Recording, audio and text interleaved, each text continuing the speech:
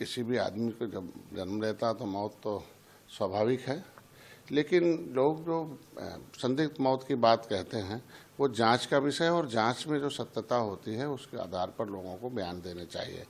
आज के दिन में विज्ञान पर भरोसा करना चाहिए, क्योंकि फॉरेंसिक रिपोर्ट ही एक ऐसा है जिस पर विश्वास किया जा सकता है। लोकतंत्र की स्थापना में जनता जनार्दन है, जिसके आधार पर लोगों ने संविधान की रचना किया, तो उसके आधार पर विधायिका, कार्यपालिका, न्यायपालिका और मीडिया है। आज के दिन में कार्यपालिका के आधार पर न्यायपालिका ने जो भी निर्णय दिए हैं उसका सबका समर्थन करना चाहिए और किसी की मौत पर राजनीति नहीं होना चाहिए, मेरा ये मानना। आपका कहना है कि मौत पर राजनीति नहीं होनी चाहिए। विपक्ष जो है वो इंक्वायरी की मांग कर रहा है, जांच की मांग कर रहा है, कह रहा है जो आरोप लगाए गए थे वो जाने जाएं, परिवार के कई आरोप थे उनकी भी विपक्ष जो है जिक्र कर रहा है। देखिए, अभी पहला तो है कि हमारी सरकार माननीय योगी जी हैं, वो कभी भी कुछ होते हैं तो उस पर विशेष रूप से जांच करते हैं, जांच में जो दोषी पाया जाता है उसके खिलाफ कड़ी कार्रवाई करते हैं। आज के दिन में देखिए कि उसमें जब पोस्टमार्टम में टीम गठित हो गई है, उसमें डॉक्टरों की टीम लगी थी, तो पोस्टमार्टम का इंतजार करना चाहिए। विपक्ष के पास आरोप प्रत्यारोप के अलावा बचा क्या है? आज के अनुसार लोगों को हमेशा पोस्टमार्टम जो होता है वो फॉरेंसिक रिपोर्ट होती है, उसके आधार पर लोगों को बयान देने चाहिए। और लोकतंत्र में स्वतंत्र भारत है, किसी को बोलने की छूट है, लेकिन ऐसा नहीं होना चाहिए कि किसी को कोई भी बोल दे जो आरोप लगाए। आरोप प्रत्यारोप निराधार है। यही उसके बावजूद भी जो सवाल खड़े होते हैं, लेकिन पहले तो नियम देखिए यही है कि पहले पोस्टमार्टम रिपोर्ट के आधार पर ही तय होता कि किसी की मृत्यु कैसे हुई है, हार्ट अटैक से हुई है। तो मैं तो खुद डॉक्टर रहा हूँ ना, हमें मालूम है ना कि किसी पोस्टमार्टम रिपोर्ट एकदम एग्जैक्ट जो है फॉरेंसिक रिपोर्ट के आधार पर विज्ञान उस पर स्थापित कर देता कि किस कारण से किसी की मृत्यु हुई है।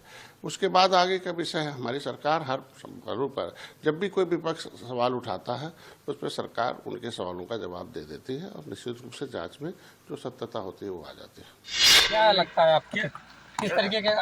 उमर भाई, अभी आप अपने पिता के शव को देख के आए हैं, क्या कहना चाहेंगे? क्या स्थिति है शव को देखने के बाद? देखने के बाद आपको क्या लग रहा है?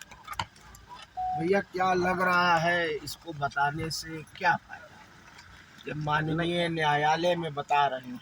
जी जी जी। माननीय न्यायालय के समक्ष विधायक जी ने लिख कर दिया 19 तारीख को उनको खाने में जहर दिया। क्या हो गया? तबीयत बिगड़ी, आईसीयू लाए गए, बीमार थे।